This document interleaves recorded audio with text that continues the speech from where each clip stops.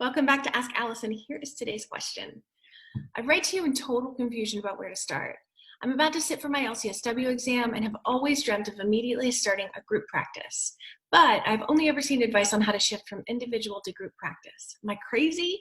Is there a way to start a group practice from the start, from ground zero? What are some first steps? I don't know where to go with this. So first, I'd like to thank TherapyNotes for sponsoring us.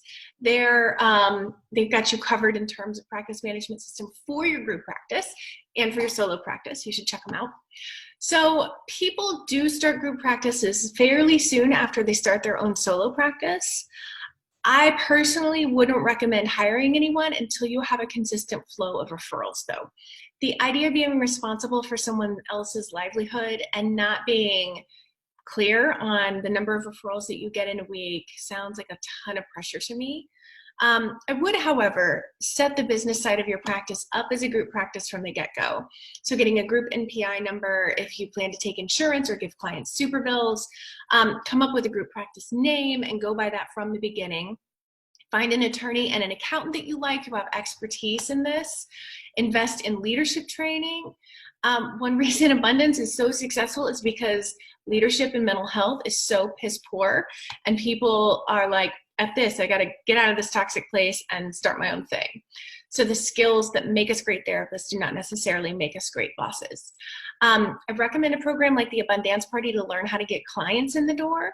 And then once you understand your practice's pace and you feel like you can provide for another mouth to feed, I'd recommend investing in a program like the Group Practice Exchange. They've got a membership called The Exchange. And oh my gosh, it's everything. It's all the paperwork, it's the structure, it's the hiring, it's the growth. I'll make sure that I link to both of these in the caption. And sometimes people will say, well, it's okay. Like this person says they don't mind starting part-time when they're talking about a new employee or contractor. And I'm going to recommend employee over contractor. That's a whole other conversation.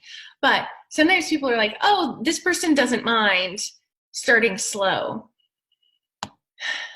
The people that you want to work for your group practice are people who are going to be like they want to do a good bit of work.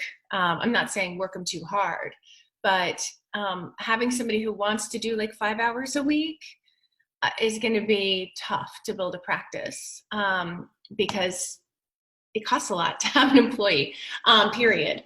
The space that you're paying, all of that. So it's going to complicate things because you're going to have to hire more people to fill the space it's just more, just trust me.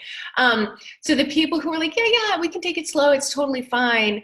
I would make sure they're in a particular life circumstance, like maybe they're coming back from maternity leave or something like that, where they are going to want to ramp up more, but enough people struggle hard enough with getting enough clients for themselves that it can feel really scary when you have the additional pressure of filling somebody else's practice, essentially, in addition to yours. So that's my 2 cents.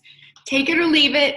I hope that helps. And yay for being one of the good group practice owners, one who treats their employees well and keeps things healthy. If y'all have questions for Ask Allison, please DM me over on Instagram. I'm at abundance_practice_billing.